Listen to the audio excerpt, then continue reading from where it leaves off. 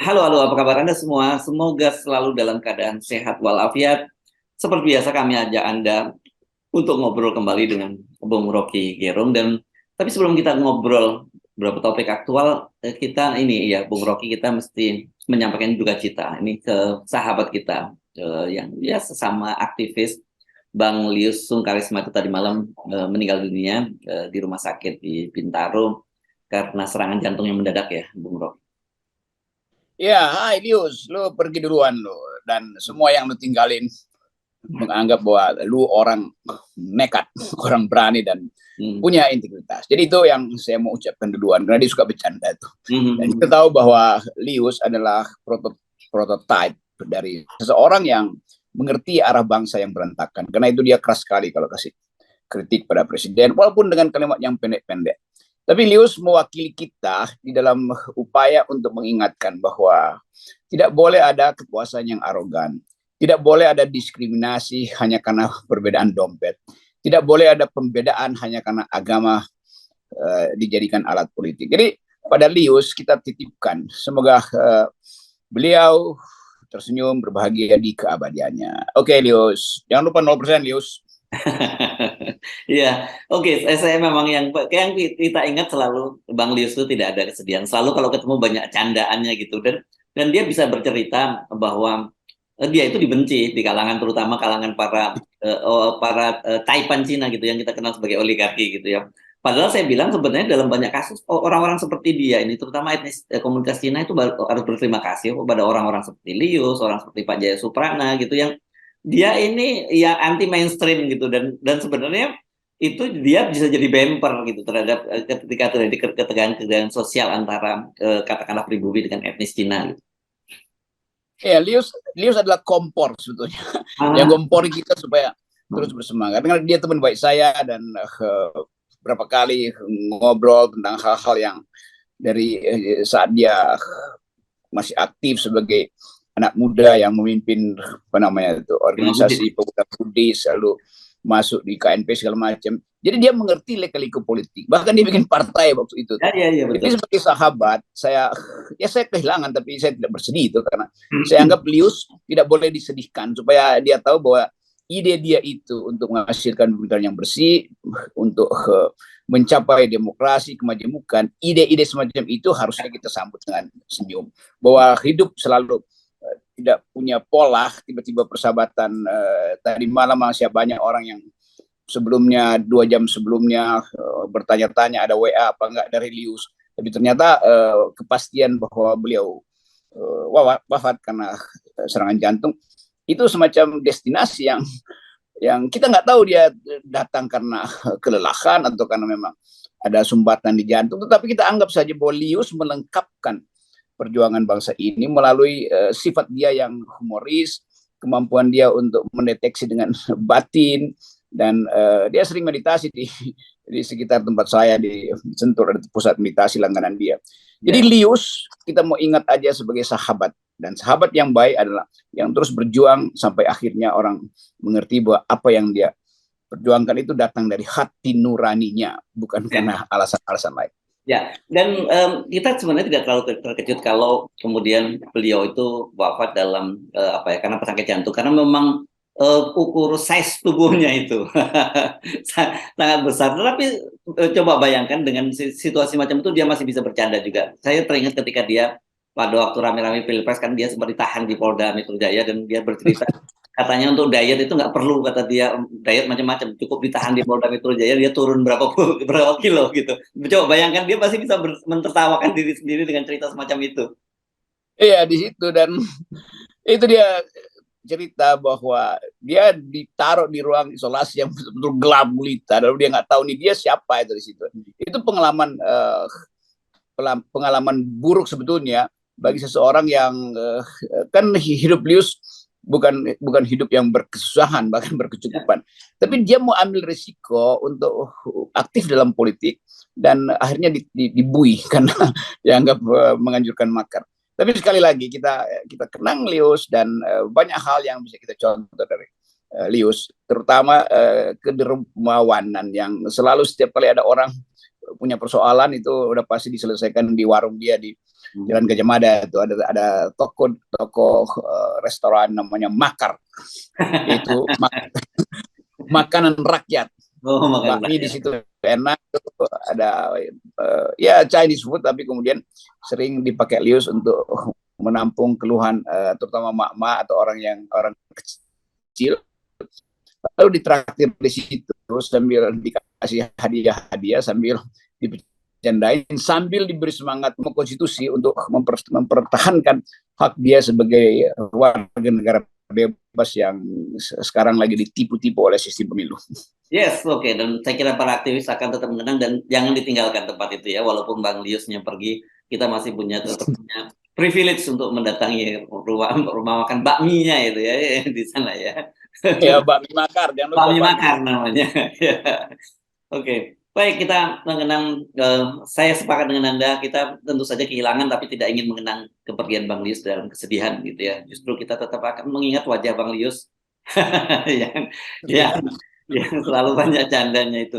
Mari kita bicara soal topik yang aktual. Saya sih tentu saja saya lihat tadi malam Pak Prabowo itu ketemu dengan Gibran di Solo ya, di Loji Gandrung, itu rumah dinas wali kota Solo, dan kemudian Pak Prabowo menyatakan dukungannya terhadap Gibran kalau mau maju gubernur, apakah di Jakarta atau di Jawa Tengah.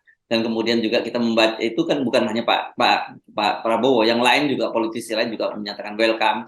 Nah, kemudian yang menarik juga soal Kaisang yang tiba-tiba katanya membuat terkejut Pak Jokowi karena dia masuk ke dunia politik. Nah, gitu. Saya akan melihat orang kemudian menyimpulkan ini sebagai politik dinasti. Mari kita bicara soal itu dari sisi perspektif keilmuan, tapi dan juga tentu saja jadi dari praktek politik, Bung Rocky. Ya, tentu pengertian dinasti itu mengingatkan pada sistem kerajaan di masa lalu tuh, yang orang memperoleh kekuasaan karena fatwa dari langit dan karena jenis darah yang sama warnanya, darah biru itu. Tetapi klaim bahwa kekuasaan itu diberikan dari langit itu kemudian dibatalkan saat Revolusi Prancis, dan Raja Louis XVI itu dipancung kepalanya karena mengklaim bahwa kekuasaan dia hanya akan berpindah dari dia ke anaknya ke terus menerus, tidak mungkin balik kepada rakyat. Lalu rakyat bilang, coba kita lihat ya. Nah, satu pagi di 1789 itu, tahun 1789, ada warga negara Prancis nenteng-nenteng kepala Louis XVI, dan dia dan rakyat kemudian bergembira menganggap bahwa ternyata kepala Louis XVI itu bukan dimahkotai dari langit. Buktinya mahkotanya bisa lepas dari kepalanya, bahkan kepalanya lepas dari badannya karena pisau gilotin. Jadi dinasti diakhiri dengan semacam kesepakatan bahwa mahkota raja itu adalah mahkota rakyat. Dari situ kemudian timbul istilah Vox Populi Vox Dei. Suara rakyat adalah suara Tuhan. Jadi bukan suara Tuhan yang adalah suara rakyat, tapi apa yang diputuskan rakyat pasti akan disetujui Tuhan. Itu pengertian dasarnya. Nah, dari situ kemudian kita lihat evolusi bahwa dinasti juga akhirnya tumbuh dalam sistem demokrasi. Tentu bukan lagi karena darahnya sama atau karena sama-sama dapat wahyu dari langit, tapi karena profesionalisme, karena aktivitas untuk memantau politik ketika ayahnya misalnya atau ibunya sedang berkuasa. Jadi pendidikan politik di dalam keluarga itu yang menyebabkan dinasti politik modern tuh. Kan Indonesia bukan sistem kerajaan, India juga bukan kerajaan tuh, Amerika bukan sistem kerajaan, tetapi ada dinasti Kennedy, di India ada dinasti Gandhi, Nehru, di Pakistan juga begitu tuh, dan kita di Indonesia udah mulai dibiasakan untuk melihat bahwa mungkin sistem dinasti itu juga akan tumbuh di kita. Tetapi yang penting adalah dinasti atau bukan dinasti, kompetisinya fair apa enggak dengan orang yang bukan dinasti kan. Jadi keistimewaan dinasti itu tidak ditentukan oleh dari mana dia memperoleh pendidikan politik atau keahlian politik. Gibran dan Kaisang tentu belajar dari ayahnya itu. Tetapi kalau Gibran dan Kaisang misalnya setuju dengan threshold 20% karena ayahnya mungkin akan punya partai yang bisa mendukung 20%, maka itu artinya dinasti yang feodal kan. Lain kalau Kaisang atau Gibran bilang, oke, saya mau bertanding dalam politik, guru politik saya adalah ayah saya, tapi saya ingin pemilu itu 0%. Nah, itu baru bermutu sebetulnya gitu. Ya, oke. Jadi sebenarnya persoalan ini dinasti itu bukan persoalan ini kan lebih pada penyebutan, tapi bukan bukan pada persoalan bahwa anak siapa menjadi anak siapa, karena kita lihat kan di situ tentu kalau kita ngomong dinasti dalam konotasi yang netral ya, Bung Rocky bukan bicara dalam konotasi yang negatif. Ada Ibu Mega dengan ada dinasti Soekarno, katakanlah itu yang muncul dari Ibu Mega, dan sekarang ada Mbak Puan, ada tentu saja Pak SBY dengan AHY gitu, kita sebut begitu. Kita siapa lagi yang menonjol ya? Belum ya, saya kira itu yang sekarang sementara ini menonjol gitu. Kan sebenarnya hal semacam ini saya kira konsekuensi logis ya, karena anak-anak besar melihat aktivitas orang tuanya seperti Anda sebut tadi ya. Tentu tentu kayak seperti AHY juga lihat Pak SBY dan dia kelihatan juga cukup disiapkan gitu. Nah, ini sebenarnya bagaimana supaya kita membuat semacam garis yang jelas gitu antara bahwa dinasti itu sesuatu yang bukan dinastinya ya, istilahnya saja ya, bahwa ada seorang anak politisi menjadi politisi, itu soal yang wajar gitu. Di mana ketika kemudian muncul ketidakwajaran itu? Ketidakwajaran terjadi kalau anak dari si politisi itu nebeng pada kekuasaan ibunya, sementara ibunya juga protektif terhadap dia tuh. Jadi misalnya sebut aja PDIP, ada Puan yang adalah dinasti Ibu Mega itu, tetapi dia menjadi dinasti yang rasional kalau Puan memang berkompetisi internal di dalam kepemimpinan PDIP itu. Demikian juga di SBY itu. Kalau AHY berkompetisi internal di dalam partai yang dia dirikan oleh ayahnya itu. Kalau tidak terjadi kompetisi yang setara di dalam partai hanya karena bawa nama, itu namanya dinasti yang sifatnya kerajaan walaupun sistem demokrasi itu. Dan yang paling enak sebetulnya, coba kita lihat Golkar. Golkar itu di dalamnya banyak raja-raja kecil kan. Jadi ada dinasti Agung Laksono misalnya, dinasti Abu Rizal Bakri, dinasti Ginanjar juga. Ginanjar, Pak JK kelihatannya dia single fighter atau mungkin ada juga di daerah tuh, walaupun mungkin keponakan segala macam. Tetapi di Golkar itu nggak ada yang menonjol karena ada kompetisi di antara mereka tuh. Jadi sebetulnya bagian-bagian ini semua partai saya kira ada dinastinya. P3 mungkin dinastinya tidak mungkin diucapkan karena skala partai itu masih kecil.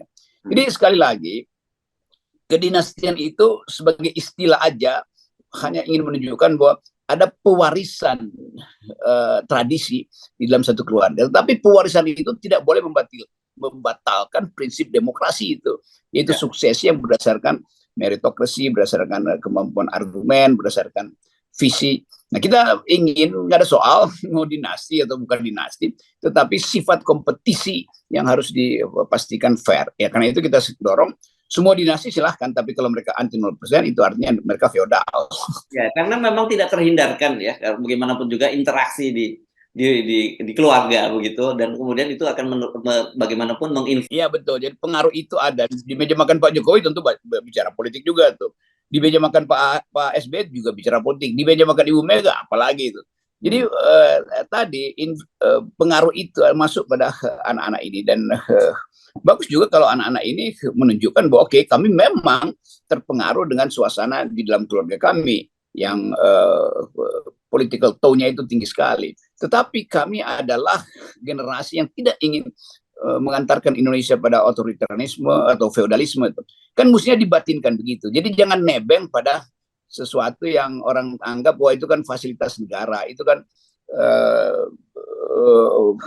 apa namanya, kekuasaan ayahmu atau ibumu tuh.